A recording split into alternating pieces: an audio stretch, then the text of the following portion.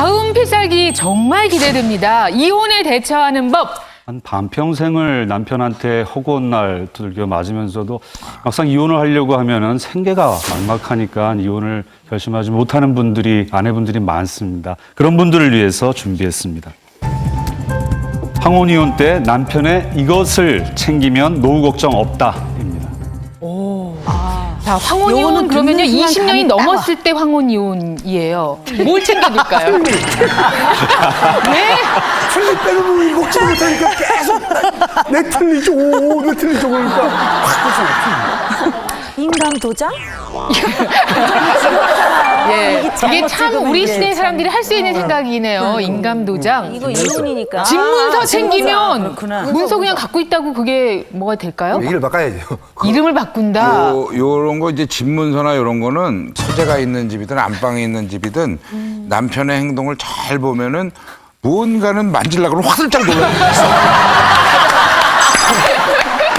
그걸 누이 주심했다가 그런 걸 한 급한 대로 3개 챙기면은 거기서 좋은 일이 좋은 일이 생길 수가 있어요. 저 같은 경우는 금고가 있어요. 근데 금고가 진짜 무거워가지고 근데 비밀번호를 아들이랑만 공유를 하더라고요. 아들을 알고 있어요. 네, 아들이 6살인데 그 아이도 알고 있는 비밀번호를 저는 모르는 거예요. 그래서 거기에 뭔가가 있겠다. 이제 좀 기대감이 좀 있고요. 그리고 또 이제 저희 남편 같은 경우는 거의 수입의 한 80%를 연금 그리고 보험 이런 데 다 들어요. 네, 미래를 위해서. 네, 그러니까 미래의 계획을 이제 세울 때 이제 남편이 50대 중반 이후에는 얼만큼의 돈이 나온다. 이렇게 하면서 저한테 희망과 희망을 갖고 살아라. 그러니까 너도 이렇게 항상 이렇게 얘기를 하니까 좀 그때까지는 좀 기대해봐야 되지 않을까. 그때까지 이혼하면 안 되겠다.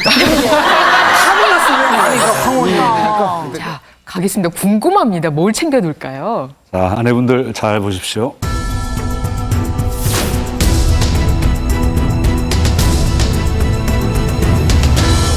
국민연금 챙기면 노후 걱정 없다. 글쎄요, 어떻게 챙겨요? 국민연금을 남편 이름으로 가입을 하고 가정주부들은 많이 이제 국민연금에 가입하지 않으십니다. 그런데 뭐 늙음악하게 이제 이혼을 하시게 되면은 남편의 국민연금을 나눠서 받으실 수 있습니다. 그러면 이제 남편이 이제 국민연금 가입한 후에 결혼 생활 한 5년은 하셔야 돼요. 그러면 이제 60세가 되시면은 아예 분할연금 수급권이 생깁니다. 신청을 하시면은 받으실 수가 있습니다. 이것은 남편이 사망하더라도 본인만 살아있으면, 아내만 살아있으면은 그 사망 시대까지 받을 수 있고요. 재혼을 하더라도 받을 수가 있어요. 재혼을 하더라도 받을 수가 있어요. 아주 좋아하시네요.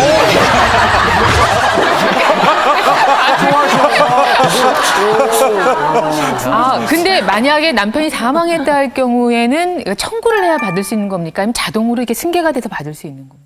이혼한 다음에 3년 이내에 청구를 하게 되거든요. 그러면은 남편의 연금 수급권이 해당 만큼 아내의 수급권이 생기는 거죠. 그래서 아내가 사망할 때까지 그대로 그냥 계속 하게 돼요. 만약에 3년 안에 청구를 안 할 경우에는 그럼 연금을 받을 수가 없는 건가요? 예, 그게 제척기간이라고 하는데요. 끝나버립니다. 그래서 권리를 취득을 권리를 받을 수가 없습니다. 지금 이제 이미 이혼을 하셨는데 아직 3년이 안 지나셨으면은 얼른 국민연금관리공단 쫓아가시죠. 그러면 되죠. 공무원연금은 관계 없는 거예요. 이제 국민연금에만 요제대가 이제 분할연금 제도가 들어와 있고요. 다행이네요.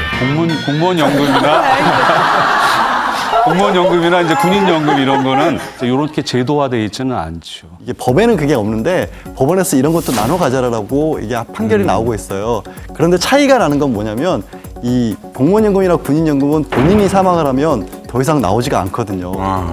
일단 잘 먹여서 잘 챙겨놓은 다음에 오래 살게 만들어 놓은 다음에 이혼을 해야 되는 거죠.